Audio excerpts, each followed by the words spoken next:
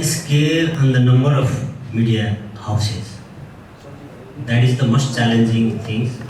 लक्ष्मण सरले भन्नुभयो कुनै पनि BFIs को ब्रान्डमा बस्ने मान्छेले they can't think of the branding part, they can't think of the communication part, they can't think of the product implementation part. They always have to face the media. They are so scared. They can't talk in front of media like this, but they are scared. They are fed up with the receiving the calls from the media houses. In front of the media, they will offer tea, coffee, even lunch, but they are fed up. Even we are, even you, right? Because of the numbers. कहिलेकाहीँ मैले चाहिँ समृद्धिजीको phone पनि उठाउँदिनँ होला त्यो reason यो एउटा चाहिँ major challenges छ र टकिङ अबाउट द वर्क्स हैन स्टिल BFIs इन नेपालमा BFIs इन्डस्ट्रिजसँग विज्ञापन गर्नुपर्छ भन्ने चेत पनि छ to all the leaders management leaders हैन यहाँ हामी प्यानलमा बस्दै गर्दा तपाईँ पनि सबै हामी BFIसँग काम गरि नै रहेका छौँ त्यो top of the management team has realise that कि without advertising nothing will happen हैन र they need a more number of customers for example if you talking about particular products they will sell in 5,000 2,000 number but they need a millions of accounts. They need to download the millions of their apps. They are doing more 80% cashless transaction. All the BFIs is doing. So they need millions, 10 millions downloads of their mobile banking app. So how they will reach to the consumer? They will, obviously they will reach through the trustable media house.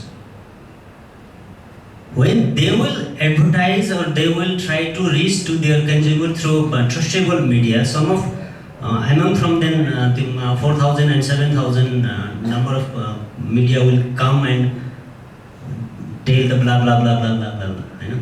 That is the major challenges. Laxman सरलाई पनि मैले भने त्यो खालको media हाउसलाई नियमन गर्ने नियम पनि चाहियो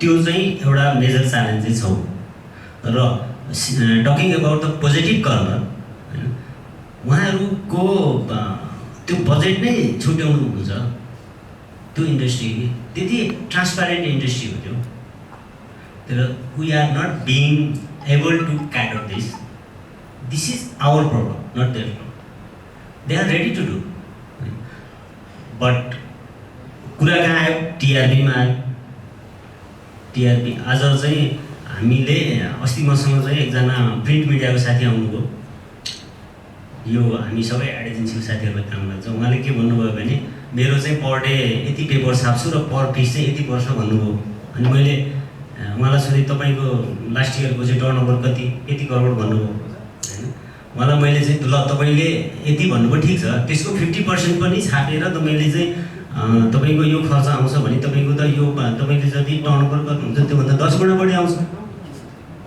तपाई कसरी सस्टेन गरिरहनु भएको छ तपाईको स्टाफले टाइममा स्यालेरी पाइरहेछ भाडा टाइममा तिरिरहनु भएको छ तपाईको साउजीले कमाइरहेछ तैपनि तपाई यो क्याल्कुलेसन गरेर हिँड्नुहुन्छ भने अर्को अफिसमा गएर अर्को चाहिँ कर्पोरेट क्लाइन्टमा गएर यसरी कुरा नगर्नुस् यसले तपाईलाई त पार्छ हामीलाई पनि गाह्रो पर्छ र अर्को कुरा टिआरपी को कुरा मैले भने नि डाटाको कुरा भने डाटा आज चाहिँ हामी BFIsहरु भनेको चाहिँ यस्तो ठाउँमा काम गर्छौं अथवा BFI व्हाटएभर द प्रोजेक्ट तपाईको चाहिँ जुम्लामा पनि प्रोडक्ट सेल गर्नु पर्यो पाँच तारमा पनि गर्नु पर्यो हैन जुम्लामा कुन चाहिँ पत्रिका कति बजे त्यहाँ टाइममा पुग्छ त्यो चाहिँ पार्टिकुलर सीईओ ले हामीलाई सोध्नुहुन्छ मैले चाहिँ मिडिया प्लान लिएर जाँदै गर्दाखेरि यसमा चाहिँ हामीले फ्रन्ट पेज छापौं यसमा थर्ड पेज छापौं भन्यो भने he will laugh and don't say anything just laugh and reject that media plan त्यति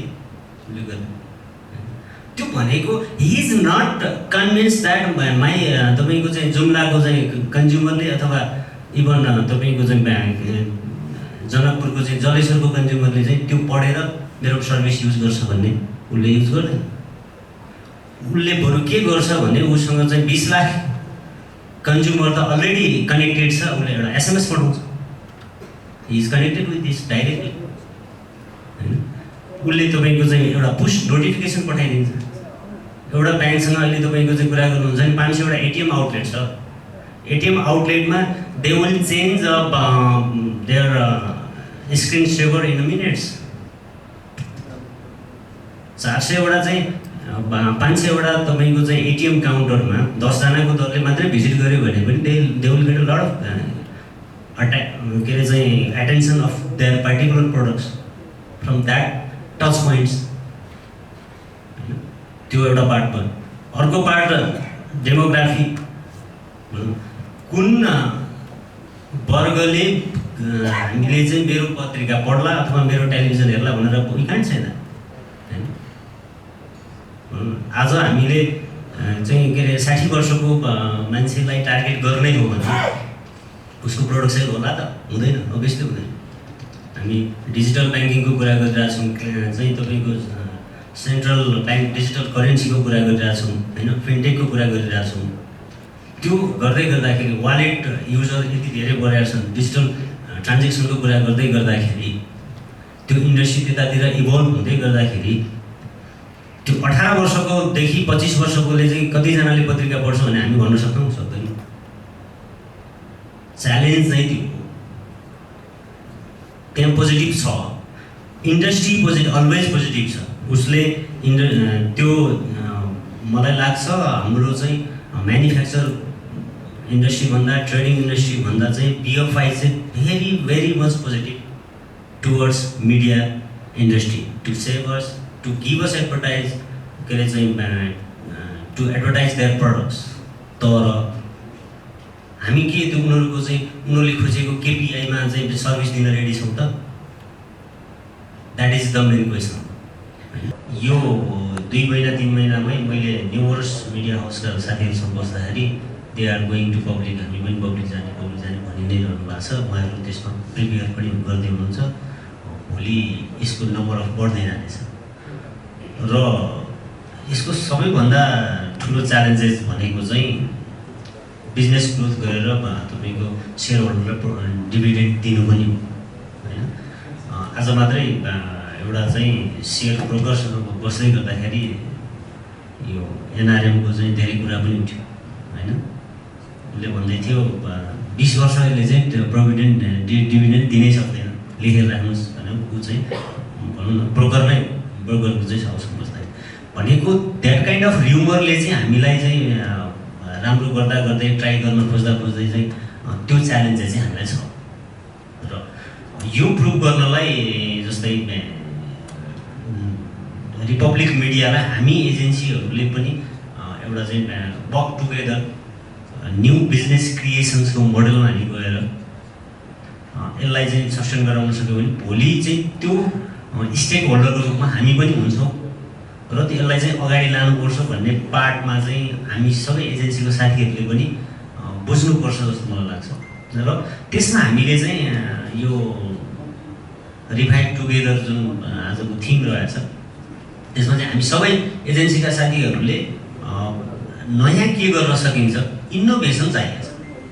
एडभर्टाइजर्स आर रेडी टु स्पेन्ड, अघि रञ्जित दाइले पनि भन्नु होइन, उनीहरू पैसा खर्च गर्न रेडी छ, उनलाई चाहिँ रिजल्ट दिनु पऱ्यो। रिजल्ट हामीले कसरी दिन सक्छौँ त्यो एउटा पार्ट होला। र अर्को कुरा चाहिँ क्रेडिबिलिटीका कुरा आए, जस्तै तपाईँको चाहिँ अरू मिडियाभन्दा प्रिन्ट मिडियाको क्रेडिबिलिटी कसरी दिने कुरा गर्नु होइन, त्यसलाई हामीले कसरी बुझाउन सकिला ताकि कन्ज्युमरलाई बुझाइयो भने कन्ज्युमरले खोज्दै गर्दाखेरि चाहिँ advertisers will be compelled to go that media. त्यो एउटा बाटो हो। अर्को बाटो चाहिँ मिडियाले गर्नुपर्ने मेजर कुरा भनेको चाहिँ पर्सुएसिभ कन्टेन्टमा चाहिँ काम गर्नुपर्छ जस्तो मलाई चाहिँ लाग्छ। त्यो चाहिँ एकदमै खड्केकै छ। आज पनि मिडिया हाउसहरूको चाहिँ देख्दाखेरि पोलिटिकल कन्टेन्टभन्दा माथि जान सकेको मैले पाउँदिनँ होइन। कुनै नेताले एउटा भाषण गर्दा चाहिँ त्यो बिग इस्युज हुनसक्छ, तर कुनै नयाँ प्रडक्ट अथवा कन्ज्युमर बेस कन्ज्युमर राइट्सका कुरा चाहिँ मिडियाले त्यति गरेको देख्दिनँ मैले। When we start talking about their rights, their issues, about their health, about their भनौँ न त्यो कुन प्रडक्ट राम्रो छ कुन प्रडक्ट नराम्रो छ, हामी चाहिँ विज्ञापन दिन्न भन्ने कुरामा चाहिँ दिन्न भन्ने डरले पनि त्यो कुरा लेख्न डराइरहेको छौँ। जुन कुराले मेरो हेल्थमा चाहिँ क्यान्सर प्रड्युस गरिरहेको होला नि त, त्यो राइटका कुरा चाहिँ हामी गरेनौँ भने पब्लिक हुँदैमा अब त्यो राम्रो हुँदै जाने भने त्यसले दिने कन्टेन्टमा, त्यसले चाहिँ पस्किने खुराकमा अथवा त्यसले दिने जुन मेजर कन्टेन्ट नै हो त्यो कन्टेन्ट चाहिँ कसरी जान्छ भन्ने कुरामा चाहिँ एडभर्टाइजर्स पनि आउँछ। मैले अस्ति एउटा वाल स्ट्रिट जर्नलको चाहिँ हेर्दै गर्दाखेरि त्यहाँनिर ओरियो बिस्कुटको एड उसले के गरिदिरहेको थियो एज अ चाहिँ त्यो भिडियो कन्टेन्टको रूपमा। भनेपछि त्यहाँ त्यो स्टार्ट भएको छ भनेपछि हामी कहाँ द्याट काइन्ड अफ प्र्याक्टिस पनि निडेड होला। त्यो हामीले चाहिँ त्यसमा इन्भेस्टमेन्ट मिडिया हाउसहरूले पनि गर्नु पर्ला। त्यसमा चाहिँ एजेन्सी र मिडिया हाउस कसरी काम गर्न सकिन्छ त्यो नै आजको डिस्कसन छ। त्यसमा अझ हामी बस्नु पर्ला, यतिले मात्रै नपुग्ला। भोलि विज्ञापन बोर्डको जुन पोलिसीहरू आउँदैछ त्यसमा बसेर मिडिया र एजेन्सी हामी ट्राइपार्टी बसेर चाहिँ कसरी काम गर्नु त्यसमा काम गर्नु पर्ला। कन्ज्युमरलाई अवेर गराउनु पऱ्यो नि त। यो सबै मिडियाले बोलेको कुरा सच हुँदैन भन्ने पनि बोलाउनु पऱ्यो। आज त के अरे चाहिँ मेन स्ट्रिम मिडियाले बोलेको भन्दा त्यो चाहिँ नाम नसुनेकोले चाहिँ बोलेको कुरालाई बिलिभ गर्न थालिसक्यो भनेपछि there is the problem. Public limited जाँदै गर्दा हामी पनि स्टेक होल्डर हुन पाउँदै गर्दाखेरि त्यो त गर्वकै कुरा छ। यसले चाहिँ नेपालको इकोनोमिक ग्रोथलाई पनि राम्रो ल्याउँछ, ट्रान्सप्यारेन्सी ल्याउँछ। अघि मैले भन्नुभयो मिडियाको इन्भेस्टमेन्ट कहाँबाट आउँछ, अहिले क्लियरली भन्न सक्यो कि पब्लिकबाट आउँछ। आजबाट अब नेपाल रिपब्लिक मिडियालाई चाहिँ यो चाहिँ कालो धनको चाहिँ चलाएको मिडिया भन्न सक्ने कसैको चाहिँ ऊ छैन, भन्न सक्दैन। त्यो पार्टबाट उहाँहरू माथि उठिसक्नु भनेपछि भोलि अरू मिडियालाई पनि त्यो चाहिँ अपर्च्युनिटी छ। तर त्यो अपर्च्युनिटी हुँदै गर्दाखेरि त्यसले चाहिँ जुन किसिमको पर्फर्मेन्स दिनुपर्ने हो त्यसलाई अभियसली तपाईँको बिजनेस गरिसकेपछि त्यो प्रफिट हुनु पऱ्यो। प्रफिटमा लैजान चाहिँ च्यालेन्ज छ। त्यसमा चाहिँ एजेन्सी मिडिया चाहिँ त्यो एक भएर काम गर्ने भने त्यसमा इनोभेसन चाहिँ चाहिन्छ। मिडिया भनेर stake holder, one of the major stake holders, उहाँहरूको ट्रान्सपेरेन्सी, क्रेडिबिलिटी, नम्बर्स, इम्प्याक्ट्सहरूमा धेरै नै कुरा भइरहेछ। In fact we are also talking about regulating the media. Now we are a democracy but we are saying we need to regulate the media, right? In no normal democracy, unless you're in China or an autocratic nation, anybody regulates the media. You know, media is free. Customers and readers regulate. Whether you are doing your job correctly or not, your readership will tell you that. So that's my first point. Although today I am the CEO and I want business from all of you and I want this industry to grow, but I cannot stay untrue to my profession, right? Our media is regulated by our readers, our customers, and we're very democratic and they'll tell us whether we're good or bad. To firstly state that, okay? The second thing that comes about transparency, right? अब मेरो आफ्नो मिडियाको त कुरै गर्न पर्दैन, हाम्रो त बुक चाहिँ ट्रान्सपेरेन्ट छ। We are 3 lakh stake holders with us, होइन? हाम्रो लास्ट इयर के कुरा गर्नुहुन्छ भने 9.5 करोडको प्रिन्टमा मात्रै सेल्स भएको छ। सो क्यालकुलेसन गऱ्यो भने एभ्रीबडी क्यान फाइन्ड आउट कि मैले कतिवटा कपी बेचेको छु लास्ट इयर भनेर। सिमिलरली म जस्तै कुनै मिडियाले 1-2 करोड माथि बेच्यो होला, कुनै मिडियाले 2-3 करोड कम बेच्यो होला। सो त्यसको अप्रोक्सिमेसन हामीले आजको दिनमा पनि हेर्छौँ भने one of the worst times where advertisement is not coming into the market, print media has still sold copies. The 9.5 crore to मेरो पकेटमा आयो नि पेपर बेच्यो, right? So that gives us data. That means customers who are sitting outside are actually trusting us. They actually rely on the information we present, right? So I think that is a very important part. Why I'm focusing on that number is because generally when we look at our turnover, we see 70-30. 30% is sales from print, अनि 70% भने advertisement. This is before covid. आजको दिनमा हेर्ने हो भने 21 करोडको turnover मेरो थियो last year. त्यसमा 9.5-10 करोड मेरो प्रिन्ट सेल्सबाट भएको छ. विज्ञापनबाट त्यस्तै 10-12 करोडको मात्रै होला. एक्सक्लुसिभ कन्टेन्ट हो, तर त्यो तपाईँको कन्टेन्ट बन्छ नि भन्दैन, त्यो तपाईँसँग रहन्छ कि. ल नागरिकले अथवा चाहिँ रिपब्लिक मिडियाले आज एउटा इस्यु ब्रेक गर्यो, तर त्यो कन्टेन्ट रिपब्लिक मिडियाको नाममा जान्छ कि बजारमा पुग्दा अरूको नाममा भइसकेको हुन्छ. समस्या यहाँ. त्यसैले पहिलो कुरा त तपाईँसँग कन्टेन्टकै कन्ट्रोल छैन. जबसम्म तपाईँलाई कन्टेन्टमा कन्ट्रोल हुन्न तबसम्म त तपाईँका बिजनेस आउने कुरा तपाईँ, किन भन्दा कन्ज्युमरले त्यो कन्टेन्ट अरूको कन्टेन्टको रूपमा ग्रहण गरिसक्यो. अहिले यो मुलुकको समस्या यथार्थ त यही हो नि. अब अर्को सर्कुलेसनको इस्यु, ट्रेडिसनल मिडियाको सर्कुलेसनको इस्युज हो अथवा टिआरपीको इस्यु हो. हुइज नम्बर सबै नम्बर. कसको टिआरपी बढी? सबैको टिआरपी बढी. कुन चाहिँ रेडियो पपुलर? सबै रेडियो पपुलर. त्यसैले त्यो पनि हामीसँग डेटा भएन. यी तमाम समस्याहरू अहिले मुलुकका समस्याहरू. र अर्को महत्त्वपूर्ण कुरा चाहिँ यो एडभर्टाइजिङ इन्डस्ट्रीभित्र ओनरसिपको इस्यु छ. मैले किन ओनरसिपको इस्युज भनेको भने एडभर्टाइजिङ चाहिन्छ भन्ने चाहिँ मिडिया हो, अनि एडभर्टाइजिङ मार्केट बढ्नुपर्छ भन्ने चाहिँ एडभर्टाइजिङ एजेन्सी चाहिँ. तर मैले एडभर्टिजमेन्ट गर्नुपर्छ भन्ने कुरा चाहिँ एडभर्टाइजरलाई उसलाई एडभर्टिजमेन्टबाट हुने बेनिफिटको बारेमा थाहा छैन. मेरो सेल्स गर्छ, सेल्स मात्र हो र ब्रान्ड इमेज बढ्छ, र ब्रान्ड इमेजले चाहिँ तिम्रो सेल्स कुनै पनि बेला घट्दैन भन्ने कुरा.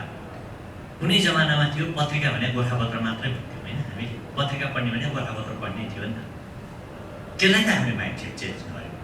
टिभी भनेपछि नेपाल टिभी मात्रै. अघि जयदेवजीको कुरा त्यही सुन्दै थियो, नेपाल टिभी मात्रै, अहिले टिभी नै टिभी छ भन्दाखेरि यो माइन्डसेटलाई चेन्ज गर्नको लागि हामीले वास्तवमा काम गर्न सकेनौँ. मैले यो चाहिँ क्रिटिकल लाग्दैन.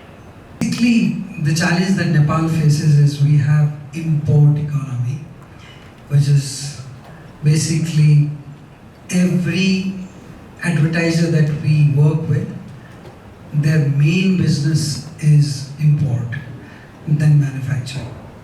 So they started as importers, and when they import, like every import economy, their basic focus goes on sales rather than brand building.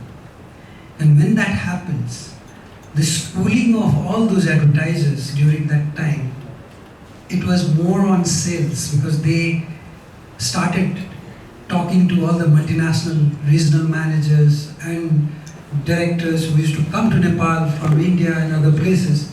They used to just talk about sales incentive, promotions and discounts. And that's what their focus was, and that's what was the schooling for every advertiser who later got into manufacturing. So they also thought that, okay, we need to sell. So that's where the branding part of it, where investment is required rather than taking out budgets from your sales and then putting it into promotion. You need to invest on your brand building so that you can grow at challenging times like this. That never got seeded into our clients' mind. And I'm so sad that we don't have a single client advertiser inside this room. So I hope they will get to know about this discussion and understand what happens. Because if I were to brand my product, this is the right time. Human resource based industry हो होइन. अघि धेरै टेक्नोलोजीको कुरा पनि आयो होला होइन, आइटीका कुराहरू होइन, आइटी युटिलाइजेसन्सका कुराहरू, यी सबै कुराहरू आउँदाखेरि पनि एडभर्टाइजिङको हाम्रो मेन बेसलाइन भनेको ह्युमन रिसोर्सै हो. आजको दिनमा नेपाली एडभर्टाइजिङ इन्डस्ट्री र म यसमा मिडियालाई पनि जोड्न चाहन्छु होइन. मिडिया इनोभेसन्समा काम गर्नका लागि त्यहाँभित्र त्यो लेभलको ह्युमन रिसोर्सेसहरू हामीसँग छ र त्यो ह्युमन रिसोर्सेसहरू हामीले डेभलप गरिरहेछौँ. आजको दिनमा जनरल मैले भनिहालेँ, हामी धेरै अहिले यति धेरै युनिभर्सिटिजहरूले यो कम्युनिकेसन्समा पढाउनलाई कतिले सुरु गरिसक्यौँ. हामी त्यहाँभित्रबाट ती ट्यालेन्टहरूलाई चाहिँ हामीले ट्यालेन्ट हन्ट गरिरहेछौँ.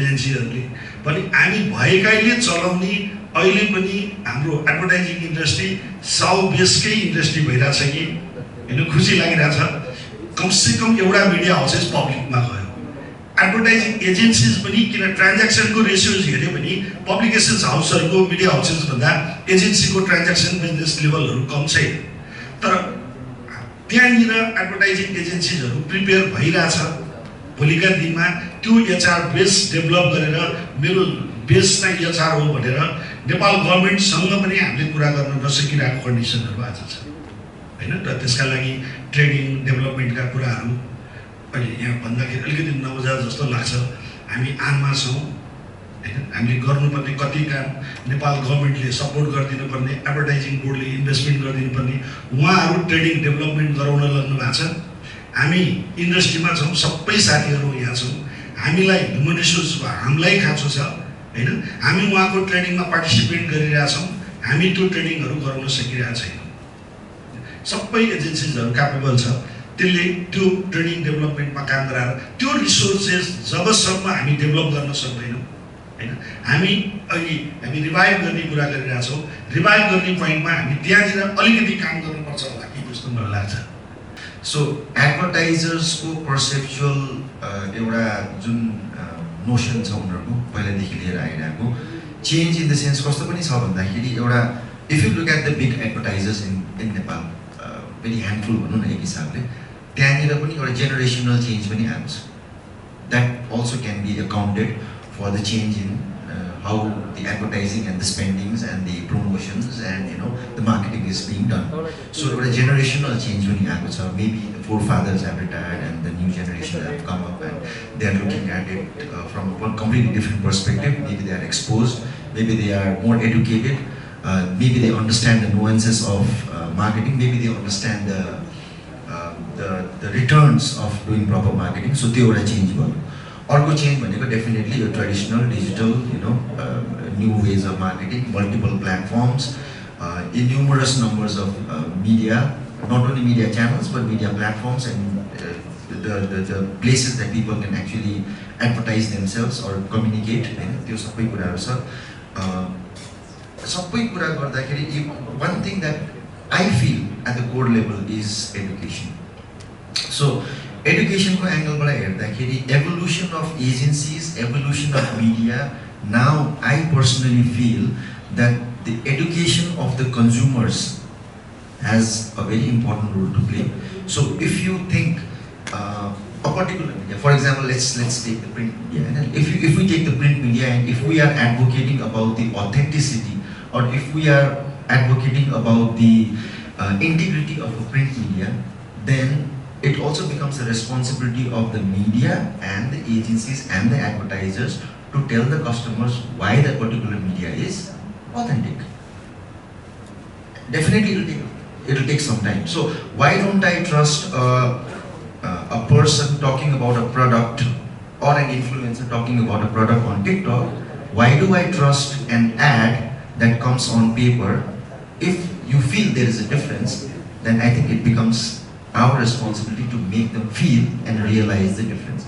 So same with, I think, all the media. So, the digital marketers may be talking about, oh, I'm telling something on a TikTok using an influencer who may be relevant with the product, who may not be relevant with the product, but he or she is talking about the product. The advertiser, the agency will try to make it as authentic as possible. Let's say, okay? But in today's context, tomorrow maybe it will evolve and maybe it will become relevant, whatever it is, maybe after 20 years or 25 years or whatever.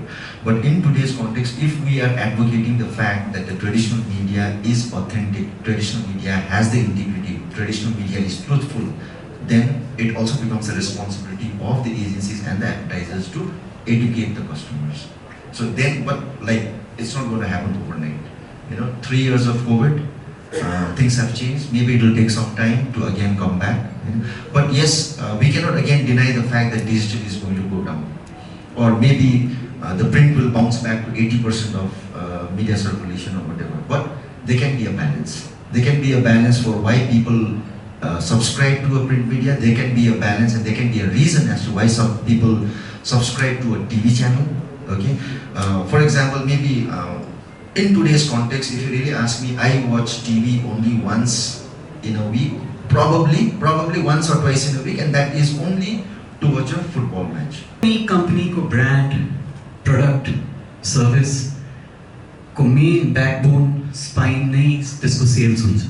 Companies create products and services to sell to the consumers. र कुनै पनि market प्रब्लममा पर्दाखेरि, market down हुँदाखेरि त्यसको first impact चाहिँ सेल्समै पर्छ, because consumers have less money to spend, the economic consumption goes down.